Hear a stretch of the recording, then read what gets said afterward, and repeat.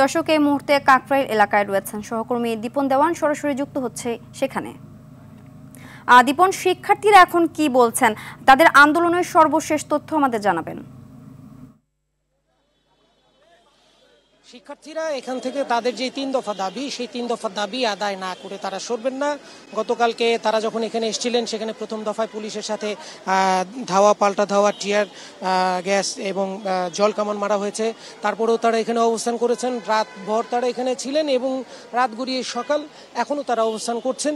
এখন উপস্থিতি কিছুটা কম, তবে তাদের অনেক শিক্ষার্থী তাদের ক্যাম্পাসে গেছেন জগন্নাথ বিশ্ববিদ্যালয়ে, সেখান থেকে আবার তাদের সহপাঠীদেরকে নিয়ে তারা আবার এখানে অবস্থান করবেন এবং তাদের মূল কথা হচ্ছে যে তাদের এই 3 দফা দাবি যতক্ষণ পর্যন্ত আদায় না হচ্ছে তারা এই জায়গাটি ছেড়ে যাবেন না। এবং এই পেছনেই দেখবেন যে পুলিশ ব্যারিকেড দিয়ে দাঁড়িয়েছেন এবং এর পরেই হচ্ছে যমুনা, যেখানে মাননীয় প্রধান উপদেষ্টার থাকেন সেখানে।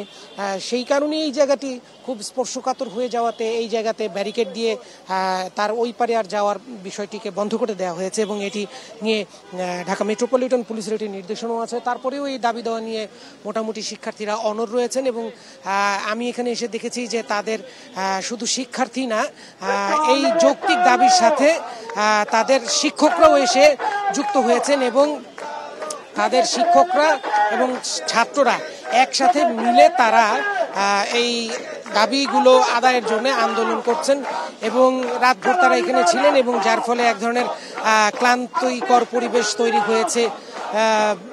সেই জায়গা থেকে বলা যায় যে তারা এখানে অবস্থান করছেন এবং তারা মিছিল দিয়ে স্লোগান দিচ্ছেন। স্লোগান দিয়ে তারা তাদের যে এখানে শিক্ষক শিক্ষার্থী আছেন সবাইকে উদ্বুদ্ধ করার চেষ্টা করছেন। ধন্যবাদ।